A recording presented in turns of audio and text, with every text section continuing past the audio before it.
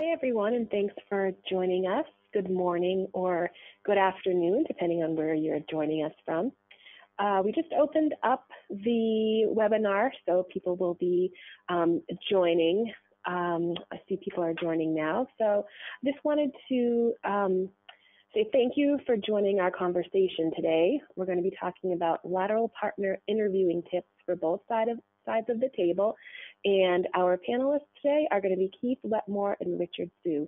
My name is Lauren Horan. I'll be your technical moderator behind the scenes. And before I hand this over to my colleagues, I just have a couple of housekeeping items to quickly run through. So you should all be able to see the screen right now and hopefully hear my voice. All attendees are going to be in listen-only mode for the duration of the presentation. And as a reminder, this call is being recorded. The recording will be available on our website, and we will be emailing it out to all attendees within the next few days. We expect this presentation to run about 50 minutes, including time for question and answer. Richard and Keith will be monitoring the chat, so if you have any questions during the webinar, please feel free just to type it into the chat, hit submit, and they will do their best to answer them as they come in. At the close of today's webinar, a quick survey will appear on the screen. We'd love it if you just took a minute or two to fill it out, let us know your thoughts, and if there's anything else you'd like to hear from us about any topic of your interest. With that being said, and without further ado, I'm going to turn it over to my colleague, Richard Hsu. He's going to introduce himself, and I will take it from there. Thank you so much for joining us. Keith, do you want to start? Sure. Welcome. I'm joined today in this presentation with my business partner at MLA, Richard Hsu. Richard and I started in this line of work about 5 years ago. Richard has 20 plus years in some great American law firms as partner, most recently at Sherman & Sterling. And you may know him from his always intriguing podcast, Hsu Untied. And Richard, and by training, Richard, by the way, was a tech transactions licensing lawyer. Thank you. So my partner today is Keith Wetmore, who many of you probably already know. Keith spent 35 years at Morrison & Foerster, and most notably, he spent 12 of them as chair and chief executive partner. So he knows a thing or two about lawyers and law firms. And the reason that we decided to do this presentation is that Keith in particular has hired over 100 lateral partners, probably interviewed over 100 more. So we thought that we put together this presentation because we could really tap into his knowledge and experience, really, as the program explains, as both sides of the table, both as a candidate and both as a law firm. So before we just dive in, just to emphasize what Lauren said, if you have any questions, we will have time at the end for questions, but feel free to type questions in the chat room, and we'll try to answer them and read them into the presentation. So don't feel obligated to wait until the very end.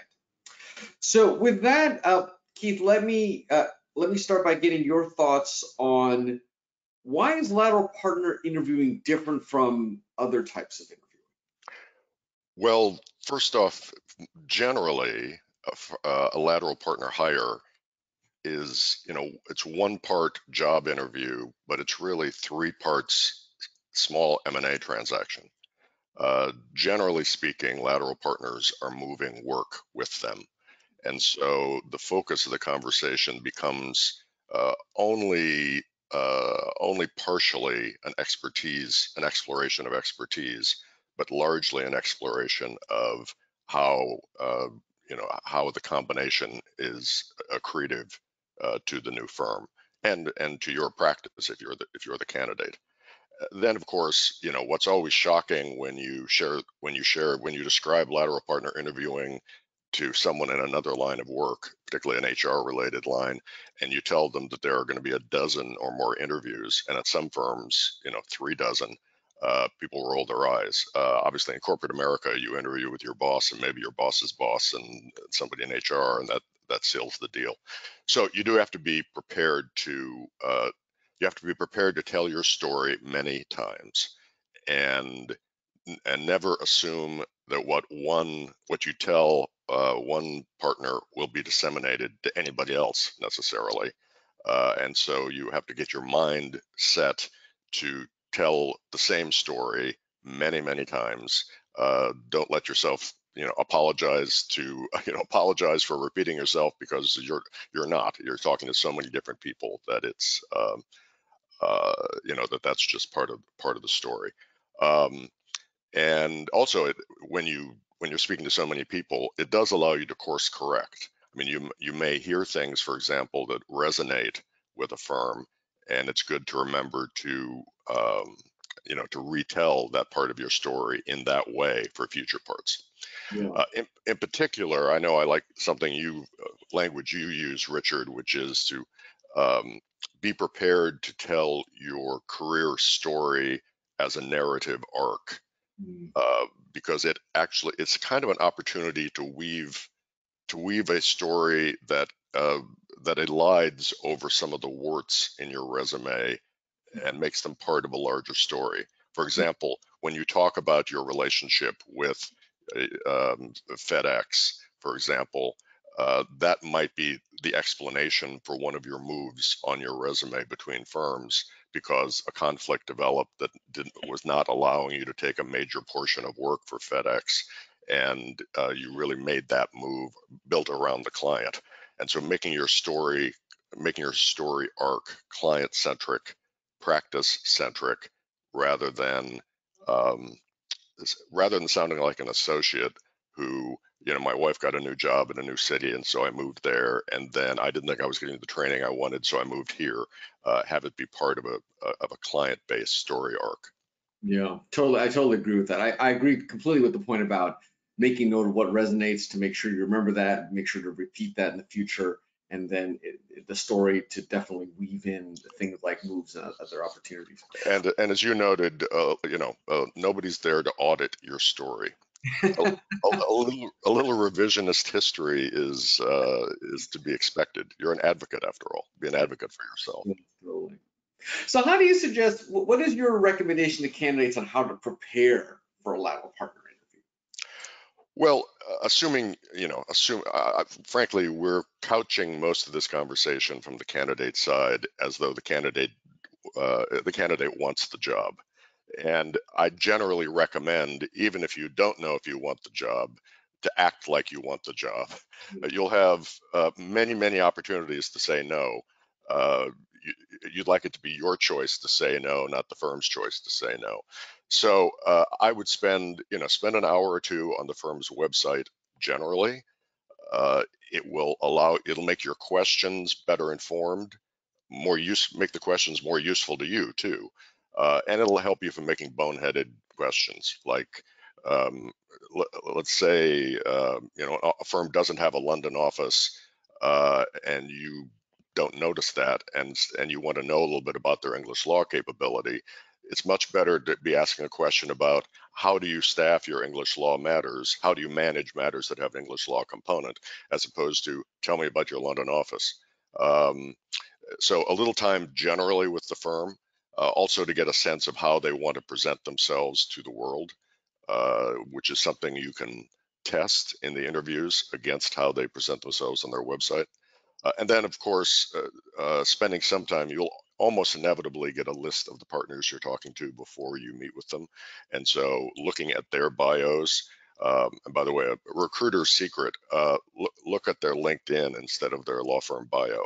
I was amazed that, a bio on a website is something of a promotional, obviously it's entirely a promotional piece. On the other hand, on LinkedIn, people, because the algorithm asks for it, they will put down, we all put down our high school GPA because LinkedIn asks for it. So you can see all sorts of stuff about people that is not in their bio. So it's worth spending a little time maybe on both to get a read for who you're talking to. Again, it'll make for a better conversation. It'll help you spot cross-selling opportunities. It'll help you spot good things and bad things that are either worth talking about or worth having in the back of your mind when you talk to the people you're interviewing with.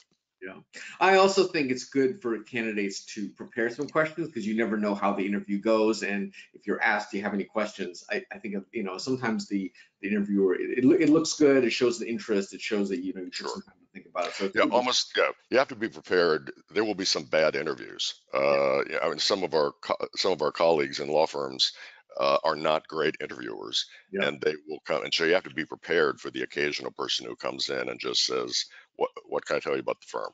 yeah, yeah. So, And so do a little rehearsing in your mind on what those questions, open-ended, not yes, no questions, open-ended questions that can keep someone like that talking. well, let's switch gears to perhaps a little bit more of a sensitive topic, now sort of the tougher questions. And those questions usually come around, size of portable practice and how to describe that. That doesn't always come up initially. Sometimes that comes up later in the process. Oftentimes that's asked in LPQ. But inevitably, some partners like to just ask questions about, Right. books of business and practice size. What is your advice on how to prepare for those? Well, like everything else that's complicated, I urge you to rehearse. If you're working with a recruiter, that's what we're there for, is to help you talk about that, help you answer that question. If you're not, maybe talk to your spouse or someone else you trust. Obviously, not one of your current law partners. But I would, I divide the world into kind of three buckets as you talk about your practice. There is of course, they're going to move with me, and I'd urge you to own that portion of your practice. If it's these three clients, I'm the only contact they have at the firm. I am absolutely certain they will move with me. Then everybody has a middle ground. Some work that they do with other partners that got referred to them by a partner who has a stronger relationship. And rather than just describe that as a coin toss or could move, could not, I don't know, we'll have to see. I think it's always better to come up with a percentage that you're prepared to cling to. I mean, nobody's going to fire you for being wrong when you say there's a 60% chance this client will move. But that's quantifiable, and a firm may well just may multiply that percentage by the billings and put it in your column, if you would, when they think about it, as opposed to being merely wishy-washy about it. The percentage, I think, feels more like it's a real probability as opposed to just a possibility. And then I think it's even worth talking about. Obviously, it's not a correct answer to what, if the question is what's going to move with you, this is not directly responsive, but it is worth talking about the work that you manage that is not going to move with you, because at least in my mind, as somebody who ran a law firm, a partner who is now running a $10 million practice has a different skill set than a partner who's never managed more than a $4 or $5 million practice. Even if that next $5 million isn't going to move with you, you are an effective case manager at that scale, and that's worth noting. Even though they may or may not, be that's what we're paying you for it at the outset. But I think it describes your skill set more effectively. Yeah. I think the probability thing is definitely important, and that's the thing that most candidates have the hardest time trying to quantify or making a guess at. But I agree, because the law firm needs some kind of number. The other thing I sometimes will counsel candidates is when law firms typically ask what is your optimistic or what is your realistic kind of viewpoint, and in the optimistic scenario I always say start with taking everything that could possibly move and assume it's going to move. You're being optimistic, and then Right. set kind of the baseline. That's what optimistic means. That's amazing. And you can what you have a shot at. Yeah. Why not start with that? Everything that you have a shot at, include that first and start that as the baseline case. So I will say, of all the variations in candidates you work with, probably the biggest behavioral variation, is in how people approach projecting what work follows. There are some people who are just inherently conservative about it. totally. And again, it's worth talking it through with a recruiter to say, because trust me, we're not in the camp of just trying to get you to put a bigger number down, but we are in a position to help you think about as you describe the facts to us, helping you think about what column it ought to go in. And by the way, describe the facts. That's another thing. If you have a long-standing relationship with a client that's an institutional client, describe that. If you're troubled by counting it as something that's yours, tell the story and let other people think with you about the probability of moving it and how the new firm might help you cement it. Let's keep going with the topic of difficult topics, which is, what do you do when you have, red flags in your resume? You've moved around a lot, or you're concerned about something that, could be a red flag. What's the best way to kind of deal with that? Well, I'd, again, be prepared to talk about that. Rehearse your answer. And so that you can speak to it effectively. I think the most effective story arc, to use your term, that narrative arc that I've seen about multiple moves generally is, again, having it be part of a cohesive story. That you moved, here are the reasons that motivated this move. For example, it's always a really good explanation when you moved with a senior person. So basically, it was not your option. This was an unelective move on my part. I moved with a practice group, or this really isn't two different firms. This, the entire Dewey antitrust practice moved to Winston, and so I was the tail of that dog. And then you tell the story forward. Also, when people make mistakes, and it's not embarrassing to own, particularly if you didn't spend very long at a place, to say, it was a career mistake. I tried to fix it as quick as I could. And perhaps say, do you want to go into it? I'm happy to talk to you about why Piggly Wiggly firm was not the right place for me. On the other hand, they're not bad people. It just wasn't right. Do you want to talk about it, or can I move on?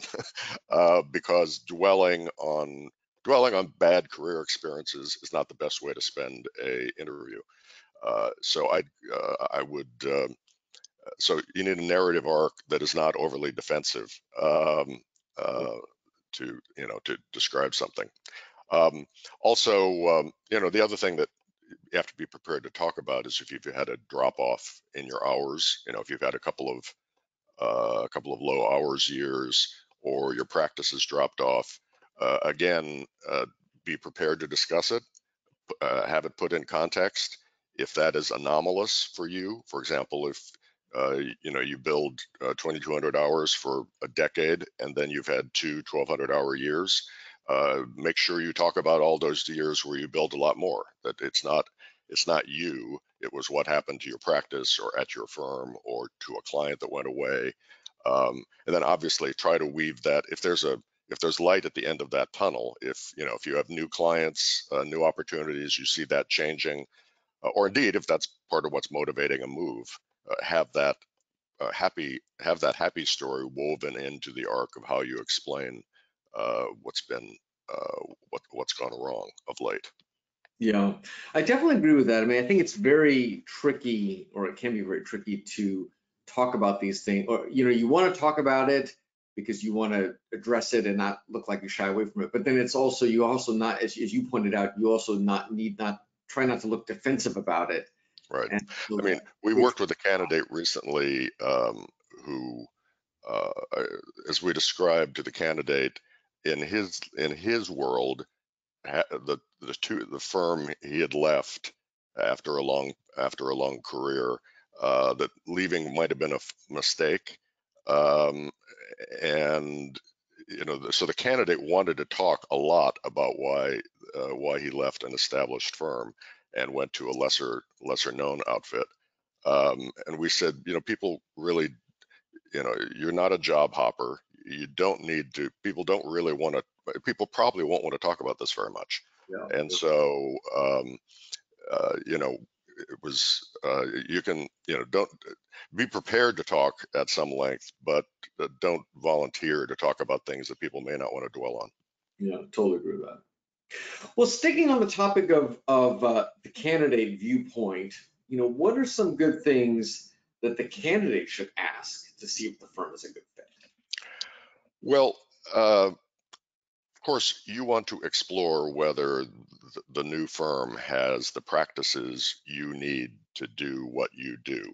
So, I mean, the obvious examples, you're a private equity M&A jockey. Do you, you're going to need PE focused ERISA. You're going to need PE focused tax. You're going to need fund formation, and so you want to explore, find out about those practices and drill down and talk to the people who are doing that practice to see if they've really got the chops you need for what you do.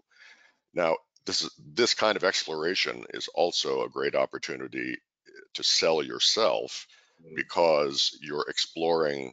You also can explore practices the new firm has that are in areas where you spin off work. Yep. So nothing causes a law firm partner to walk out happier out of a lateral partner interview than have the lateral partner suggest, I could send you work if I joined this firm. So this is kind of a turnaround, as we would say in debate. It's an opportunity to find out what the firm has for you, but also to communicate with the firm partners what you might have for them. Yes. I'd also, obviously think about things at, what made you open to having this conversation?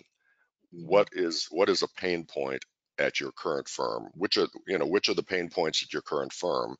And you want to explore whether this new firm will address that. So, for example, you tend to run huge cases that you don't originate. So how heavily, and so you're at a firm that puts very heavy weight on origination and has no shared origination credit model. So you want to find out what the compensation model works. How are people treated who tend to run enormous cases but not necessarily get the first, they're there at the pitch but they're not getting the first phone call? How does your firm reward that? How dependent is that on the graciousness of the person who does get the phone call? If, on the other hand, you're a big originator, I'll be pejorative and say you're a golf course partner. You originate a lot of work, but your partners have the good sense to always bring in other people to run the matters. How does that get rewarded?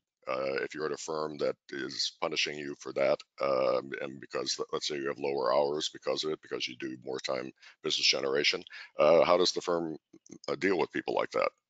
So figure out what the pain points are where you are and see if the new firm addresses that. Yeah. Also, meet with recent laterals, find out how their transition went. What support did they have? And it's a little, you can delicately perhaps explore what the patience is for that transition. Again, if you're alone with a recent lateral, you can ask some questions you might not want to ask in front of the chair of the firm. And then also don't, again, this is actually, we are in this to make a living. If you have a headhunter involved, you can delegate nasty questions to us.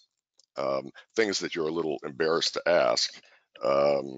For example, or just very nitty-gritty things that you're not quite sure who in the schedule is appropriate to ask, and you're not sure if you have an hour with the chair of the firm or 45 minutes, do you really want to talk with the chair of the firm about your budget for business development? I would probably not, and that's something that a recruiter can very easily. We can send off a note saying, here's some issues. The candidate serves on a corporate board. Does that work for your firm? The candidate is writing a treatise and needs technical and associate support to generate this treatise and update it every 3 years. We can lay out things like that for you, which spares you having to not look big picture in your interviews. Yeah. No, all those are good. All those are good points. What about compensation? I mean, that's obviously a very tricky topic. What is the best way to ask about compensation, to learn about the compensation system? What's the right point to ask that? In my experience, you'll probably hear about the compensation system a lot. As one of my former partners used to say, it's the DNA of a law firm. And I find generally partners are pretty quick to talk about it. And in most firms, seemingly partners are kind of enthusiastic about their system. So you will hear about it. And it's a great open-ended question you can ask several people. And I think it's useful to hear about a firm's compensation system from a couple of different directions. Particularly, leadership of the firm should describe it to you because they own the party line, and so they'll be able to describe it with the highest degree of accuracy, I think. I think in that conversation with the chair of the firm or someone close to that, you want to have a conversation about, I call it, what does success look like? Let's be honest, one offer out of 5 is something that causes you to say, this is fabulous, I can't believe how much money this is, and how could I possibly quibble with this? Generally, there's some getting your head around a number that isn't everything you dreamed of. And so talking with the person who is in the center of the compensation system about what success looks like is a really important way to wrap your head around what an offer looks like and to see how you fit into a firm.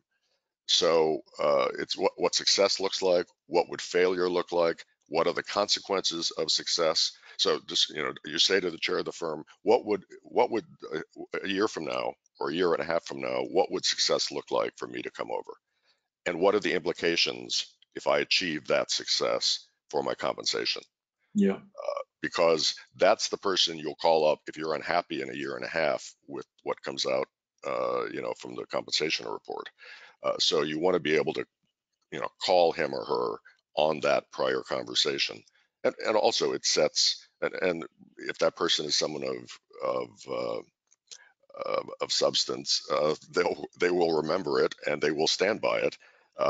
And it's good. It's a good yardstick for your own performance, so you know what to expect if you're not living up to that level of performance. I'd also getting comfortable with your relative placement.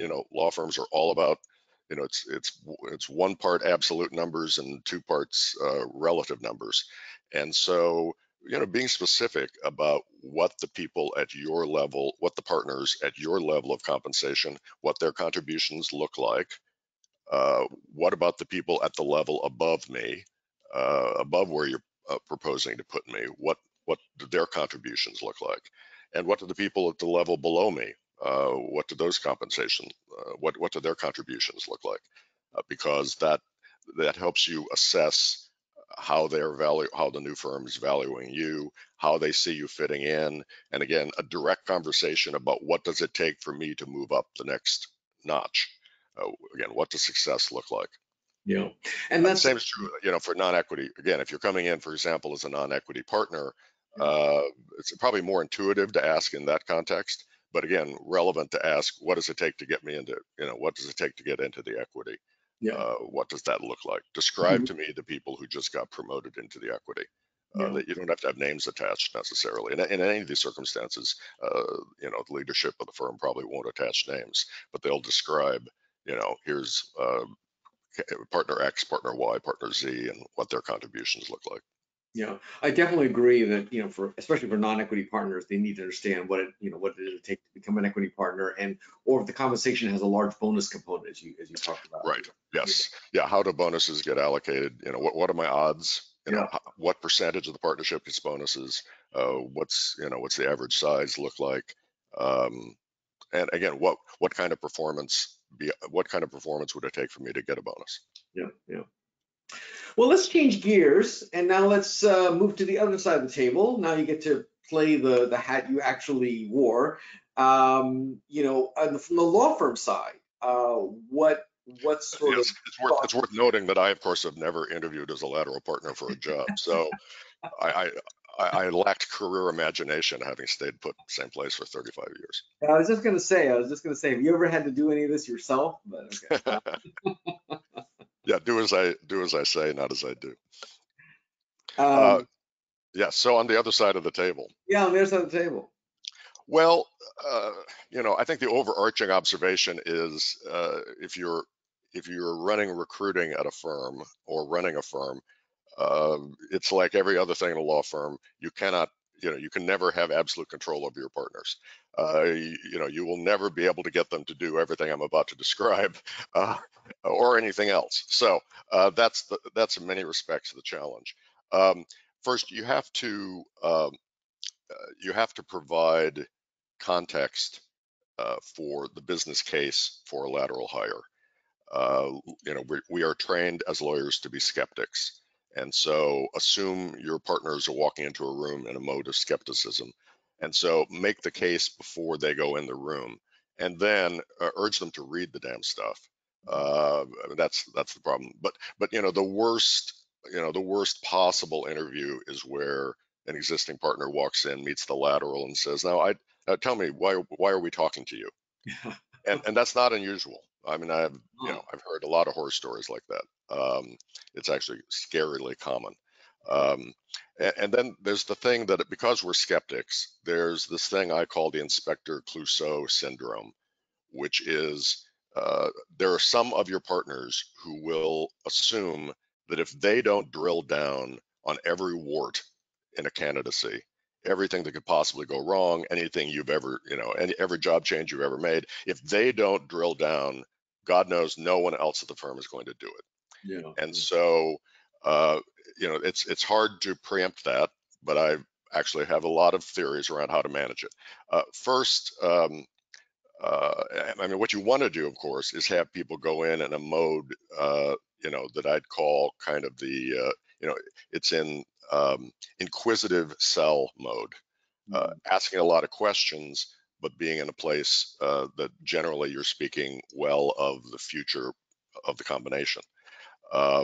There are, a law firm has 1,000 chances to say no to you, to a candidate, but if one of your partners pisses them off during the interview, that's the no. Your right to say no has been preempted by that one partner. So to manage Inspector Clouseau, first, I would say in those same materials where you're making out the business case that you want someone to read before going in, I would make the case to your partners that we realize this person has changed firms a fair bit. You should know that the chair of the firm is going to be exploring that in some depth, and so we'd ask you not to, we're gonna explore that and report back to you in the partner recommendation materials if we move forward. So fear not, that's going to be addressed. Or similarly, say a candidate does a lot of work for a client that has a big panel sort of relationship. So let's say someone comes and half their work is for Apple. It's worth noting in the introductory memo that we realize Apple is a client that will not move simply with a given partner. We are going to have Schmedley, our partner who runs the Apple relationship for this firm, is going to drill down on that at some length. So there's no need for you to for each of you to explore that. We got it covered, and we're going to report back to you in the partnership recommendation materials if it comes to that.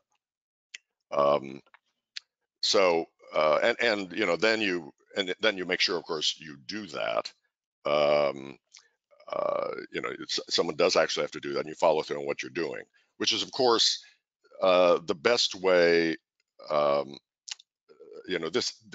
know from hard-earned experience that this kind of behavior comes up most with partners who don't believe that management of the firm has done a good job vetting lateral partners. So, I admit this advice is kind of like, start with a good reputation. But if you do a good job on vetting lateral partners and you haven't had a bunch of failures, you will have more credence when you say, "Don't worry, we're going to look into this." If, on the other hand, you've had some crash and burns of late, it's going to be harder to manage. Did you spend a lot of time sequencing kind of who candidates saw first and last and stuff like that? Was that part of the thought process when you did the Yes, you definitely, you want your your rush chairman, rush chairwoman kind of person early in the interviews. Even if they're not immediately in the practice group, look, we all know some of our partners are better salespeople than others. Yeah. And so you want to sequence the interviews to get the stars up front. Also, you generally want my view, you want to sequence interviews so by the time you get to the unwashed masses, you're pretty sure you want to proceed with this candidacy. So you're putting your great salespeople up front. You're also putting your decision makers up front, so that by the time you go out to a less hand-picked collection of partners, you will actually be able to say to them that the leadership of the practice is already on side with this candidate, and we're very excited about bringing her on, and we'd urge you to be in sell mode. And you can say that, at some level of confidence if you sequence the interviews properly. How did you use recruiters when you were law firm chair? I mean, you must have, obviously, I'm sure you used recruiters, that's why you're in this business, but how did you utilize them effectively to help, lateral partner recruiting? Well, you can make a lot of mid-course corrections through the recruiter. So, what we hear all the time from candidates is, boy, I really got the sense that, their tax department doesn't know anything about private equity. And so that's our chance to call into the firm and say, so Schmedley got the impression that your tax lawyers don't know anything about private equity. And that, because frequently that's, those kind of impressions can't be mistaken. They could have been speaking to the wrong part of the right tax partner was not available that day for the interview. And so, that's something that you can get patched up. And similarly, from the firm side, if a candidate, the third interview did not go well, the candidate was chewing gum through the whole interview. And trust me, you run into things as seemingly minor or seemingly stupid as that, but you do. That's something we can. It's much easier for a recruiter to intervene in that context than it is for someone at the firm to point it out. Yeah. So hard questions. Recruiters can pose hard questions both ways, and can be a back channel, but can also be a direct channel for stuff that just seems painful to ask, but you want to know. And that's one place where I think we really add value. When you were law firm chair, what process did you like to see the candidates early? Were you always the last person to see, somewhere in the middle? What did you like doing with the candidates? I think it depended upon the significance of the candidate, probably. Generally, it's a pretty powerful recruiting signal when the leader of the firm, wants to talk to you early in the process. That's not to say, by the way, you shouldn't be offended if it's the last person. And often frequently I was the last interview. I always wanted a long interview because I took it on myself to describe the compensation system. And I think in virtually every instance, I was the one who made the offer. So I was in a place, by having described the compensation system, then when I describe the offer, I can put that in context, and can talk about, as I mentioned earlier, I can talk about what success looks like for the candidate in that context. But you see it. I think we see it. I don't think you could draw conclusions from when the chair of the firm drops into the schedule. It can be great. I think particularly for, I'll call them far-flung offices. If you're thought of as being, if your largest office is in Chicago and your presence in Northern California is 15 people, having the chair of the firm be involved in recruiting number 16 can be helpful to the impression that one might have of a firm in that situation. Yeah. I know one of the techniques you've described that you used, I don't see this often, is that concierge kind of style. Yes. Talk to me a little bit about what you did. And I don't know that that's used very often. Maybe it should be. Yeah, it's not, but I really liked it. Yeah, I call it concierge interviewing. This is, this only makes sense for a candidate who is a high priority for you. But find somebody who, who clicks with that person or is the sponsor of that person. Or often it works because the time involved, maybe it's a junior partner in the same practice group who's enthusiastic about the candidacy. Have that existing partner sit in on all or virtually all of the interviews. Mm. It works in a bunch of good ways. First, you don't have any risk of well, you can almost immediately patch over something bad that happens. So, for example, again, we have no control over our partners. You will find somebody who said, "Oh, I didn't know the private equity. You do private equity." And some litigator, bless their heart, is going to say, "Oh, I didn't know that was a priority for the firm." And of course, it's the page 1 of the strategic plan. But anyway, someone will say that, and if there's someone in the room in the practice group who knows that it's page 1 of the strategic plan, you can say, "Oh, Andy, you must not have read the strategic plan. It's on the cover." And so instead of the candidate walking out saying their partner's there who are clueless, they'll walk out saying, "Oh, it's like a law firm. They're partners who haven't read the strategic plan." Yeah. You can also, it also gives you opportunities to enhance the interviewing. So you find out by listening in on interviews, you're going to learn a lot about the candidate. So you're going to learn that the candidate has connections although it's not in the work they're going to move, but their best friend is general counsel of UPS. And so you think, "Oh, I should put the UPS team, somebody from the UPS team should interview this person to see if there are potential opportunities there for cross-selling." Or if you find out there are complementary practices that you didn't know the candidate needed, you can get the representatives of those practices in the room. And if it's a controversial candidate, again, you can shape the way the interviews go. People will be on their best behavior if they know there's someone there to rat them out. So it's a way to, as I said, a lot of managing interviewing from the law firm side is managing partners who are hard to manage, but having a witness it can be very helpful. Yeah. Well, that is getting close to wrapping up our questions. Before maybe I have one last one I'm going to ask Keith, but before I do, I just want to see if anyone in the audience has any questions. You can feel free to type them in the chat room, and I'm happy to. We're happy to address them if we can. So with that said, Keith, let me ask you. I was one thing we didn't really talk about is because frequently we see firms. Maybe this is where you were going. We see firms that use entry-level partnership as a recruiting. Yeah. Okay.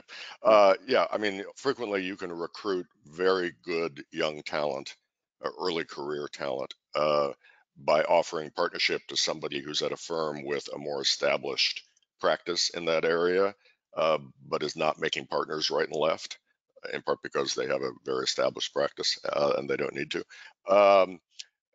And so, so there the candidate is interviewing, has only known the experience of being an associate. Yes. And if they've ever interviewed, it's been as an associate. And now they're interviewing to be a partner. And, it's important that somebody in that situation understand that they're not applying for a job. They're proposing to become a business partner.